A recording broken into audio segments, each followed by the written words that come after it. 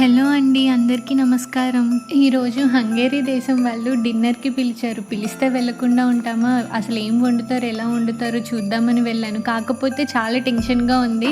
ఇప్పుడు నాకు అక్కడ టేస్ట్ నచ్చకపోతే బావుంది అని మొహమాటం కొద్దీ చెప్పాలా? దేవుడా! వీళ్ళ వంటలు ఎలా తినాలిరా బాబు! ఎందుకంటే వీళ్ళు జస్ట్ అలా బాయిల్ చేసి పచ్చి పచ్చివన్నీ తింటారు. ఆ స్మెల్ కూడా సరిగ్గా వదలదు. కానీ నేను చాలా సర్ప్రైజ్ అయ్యాను ఫుడ్ తిన్న తర్వాత.